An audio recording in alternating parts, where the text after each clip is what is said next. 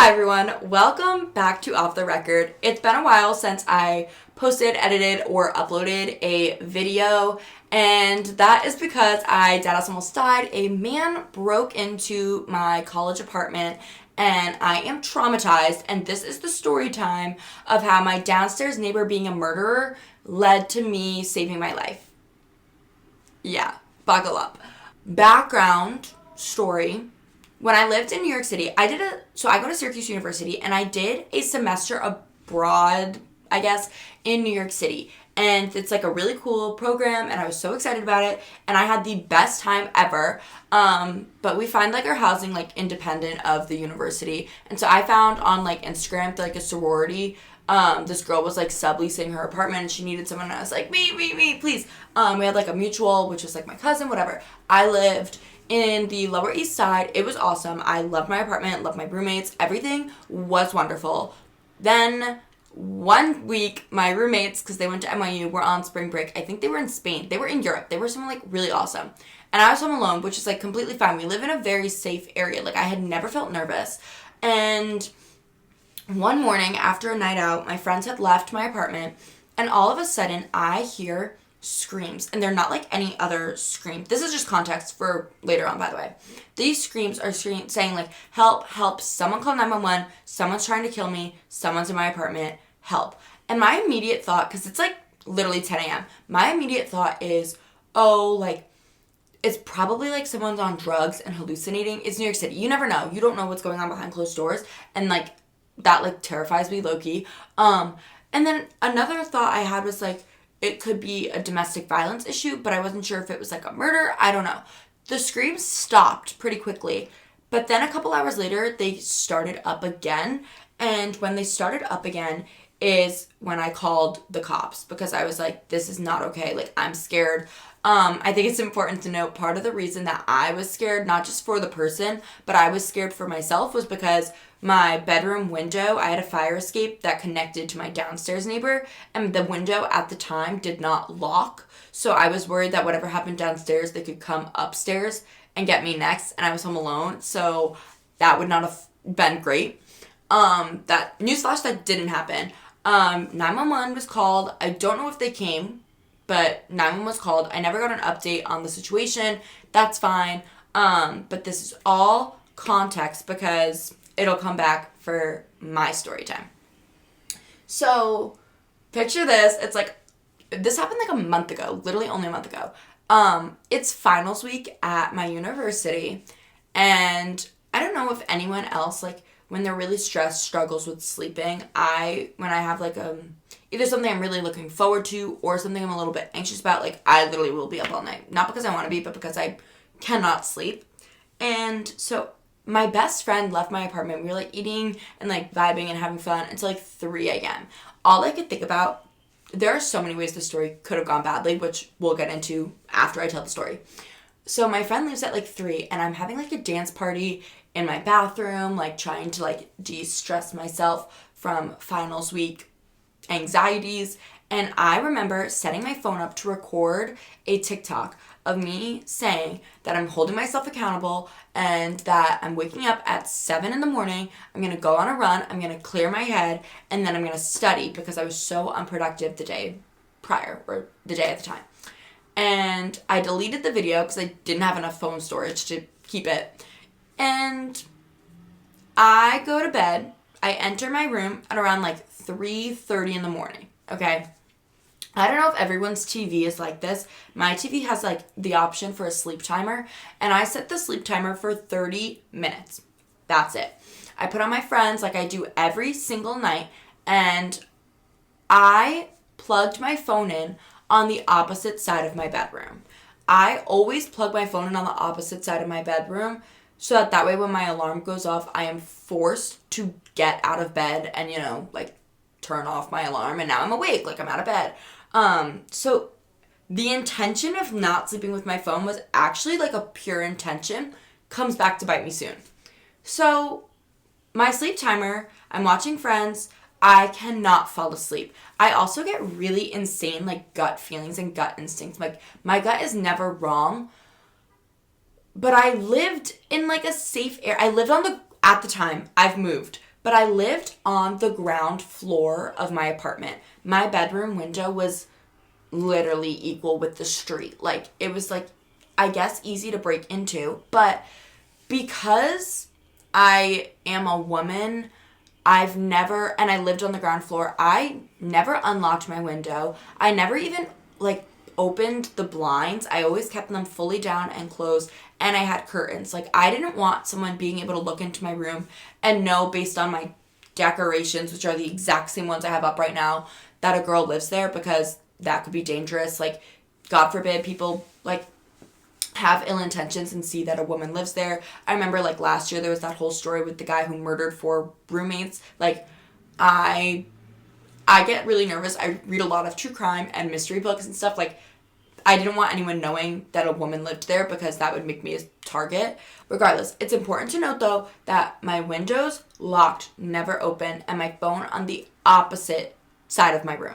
So at 4 a.m., my sleep timer of the TV turns off. And I know it's 4 a.m. because I went to bed at 3:30. And I am wide awake. And like I said, I always get good gut feelings, but, like, I wasn't feeling like I was awake because something bad was going to happen. I was feeling like I was awake because I was stressed about my final. Like, that's all that I could think of. And all of a sudden, I hear, it's probably 4 a.m. when I hear a loud bang. You can't see, it's on the other side of my camera, but I have, like, big paintings. Like, I have a painting that takes up probably this whole collage that I did myself. And it's literally hung up with tape. So my thought was, okay, it's been months. It probably fell off the wall finally. That's all I could think. Why would I think that something bad is happening? You know, like, I live in a safe area. Like, why would I think that? So I'm, like, about to get up to fix my painting. And I was like, Maddie, it's literally 4 a.m. Why are you going to do this? Like, do this in the morning when you wake up. Do this after your run. Like, you have a whole productive day tomorrow. Don't wake up because of this. So I lay back down. Oh, I forgot to mention a really important part. My old apartment, my bedroom, my bed is right next to my window. Like, where my bed ends here, my window is, like, here. And I have 2 windows, okay, with, like, a divider in between them. And the one that the guy wasn't trying to go for is the one that had my dresser with all of my stuff. Now, I keep all my stuff hidden, but all of my stuff could have been taken in, like, a swipe. But we'll get into that later. So I hear this loud bang, and I'm like, whatever, I'll worry about that in the morning. My bedroom didn't have heat, so it was always cold. I live in Syracuse, New York. Like, of course, it's fucking freezing. And as cold as I am, it gets colder in my room. So I'm thinking, oh my God, it's, like, so cold. I grab more blanket and I bundle myself up even tighter. In reality, the loud bang was the man outside of my apartment popping the lock from outside with whatever tool he had, and opening the window was the breeze. Not the breeze, but the cold. I'm laying in bed. I'm not asleep. I'm awake. I'm just like, what the fuck is going on? When all of a sudden, my curtain grazes on my arm. My eyes are closed at this point, and I feel the curtain graze on my arm. This is when I freak out. I had never opened my windows. I had never opened my curtains. What the fuck was I feeling on my arm? I open my eyes, and to my surprise, I see a figure with, like, a ski mask. Literally, I don't even know how this shit happens to me. I see a figure with this ski mask this close to my fucking face. He's literally, like, it might have been a woman, but I think it was a man, like 6 inches from my face.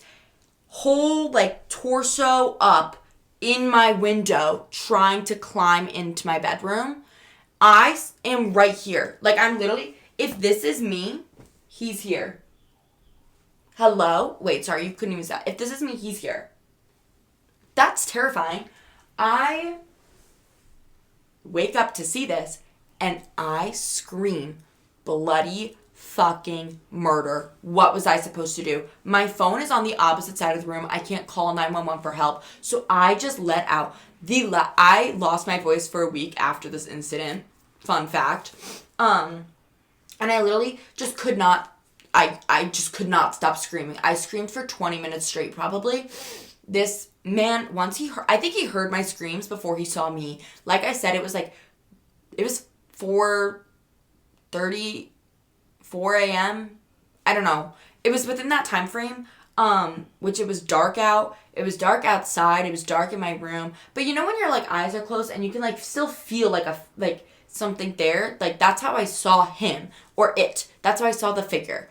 And once I screamed, the guy had immediately, like, tried to get out of my window or whatever, was going as fast as he can, and I would not stop screaming. And I ran across the side of my room to get my phone once he left. Like, he had left my room, I closed my window, and I go to call 911. I closed my window, but in my mind, I'm not thinking he's trying to rob me. I'm thinking he's trying to kill me. And I'm running around the house making sure all the other windows and doors are locked. Granted, if a burglar wants to break in, they're gonna break in. They have the tools to break in. So, like, my windows were locked. Like, there was nothing I could have done to prevent this situation.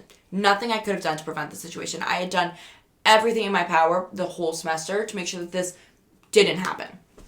So I'm literally freaking out. I'm sobbing. I'm screaming. I'm on the phone with 911. Two of my roommates at the time were not home. And one of my roommates was just, like, a deep sleeper. She woke up probably, like, 3 minutes into me screaming. I'm on the phone with 911. I'm just shouting my name and my address. And 911 fucking tells me that if I don't calm down, they're gonna hang up on me. Crazy work. 911, do better. That was not acceptable. I texted my family group chat. I was like, burglar in apartment, love you. Like, I'll call after on 911. My upstairs neighbor from my apartment complex was texting in, like, our big apartment group chat that I made day one. Thank God I fucking made that. And he was like, is everything good down there? Like, that's a scream I've never heard before. And I was like, no, help, like, come downstairs, like, help. Someone's trying to break in. And shout out my upstairs neighbor. He came down with a golf club, like, ready to attack. I was too afraid to open any fucking door or window. I thought that the man was going to be there. I was my roommate called 911 too. And I'm, like, running around the house, and I'm like, I don't know where to hide. Like, he got into my room. Like, there's nowhere else to hide. My friends' rooms are all locked. My roommate texts me. She's like, come into my room. I hear you. She's on the phone with 911. She's locked on her. We're hiding in her fucking closet. My upstairs neighbor is outside with, like, a fucking bat, like, ready to, like, it was a golf club.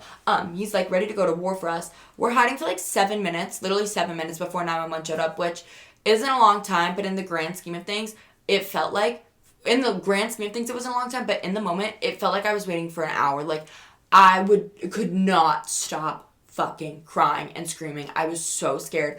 I start EMDR therapy this week. Everyone get excited. I am yet to be able to sleep since this incident. Woohoo! But, so I was, like, totally freaking and bugging out. The police come. Nothing happened. Now, when I look back on the situation, as awful and scary as it was, my burglar, he never stole anything. And that's because I screamed in his face before I had the opportunity to. So he never stole anything, and he never hurt me. If this guy wanted to hurt me, he could have. Like, or it could have. I don't know what it was. But if this figure wanted to hurt me, they could have hurt me. They were fully, like, in my room. If they had a weapon, like, I would have been dead.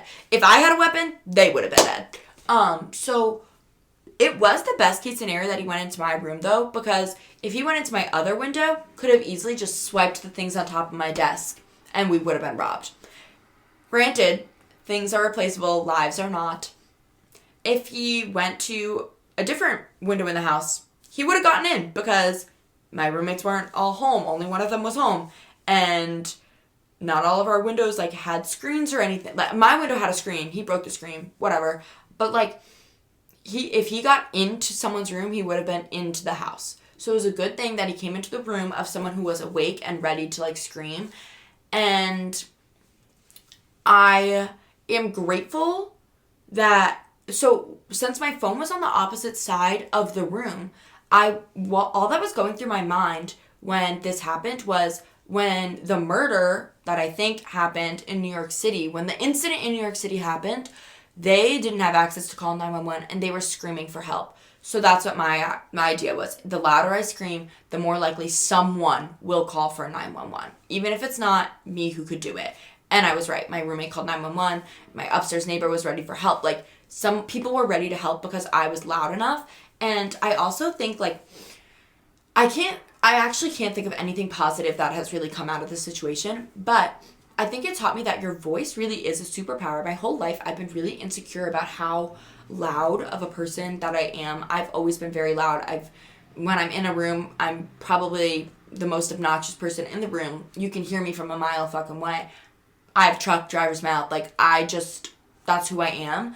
And my whole life, I've been told that I'm too loud, I'm too much, all this stuff. And when it came down to it, being too loud and too much is what saved me, which is really cool and exciting that, being a big personality and taking up space isn't a bad thing. It actually could be your greatest gift and something that comes in handy. And I'm really glad that I didn't freeze in this situation. So that was the story time of how my downstairs neighbor almost getting murdered saved my life. Yeah. That was a crazy story. So that's kind of also why I've been like mad MIA from this podcast. I haven't really taken the time to like sit down, but I'm back in it now. I'm back at school. I moved out. This semester's going to be so much better. I'm ready. And I'm no longer on the ground floor. I will never live on the ground floor again. I lived on the top floor of every single building I've been in, except for that one time. Never doing that again. Back to the top. No. But yeah, I hope you guys enjoyed this week's episode of Off the Record. I'm going to be trying some new things where I just like explain like crazy stories and lore of mine and like the life lessons that I learned with them, good or bad, off the record. And I think this is a great one to come back to and rebrand for. So I hope you like it, and I will see you guys next week. Bye.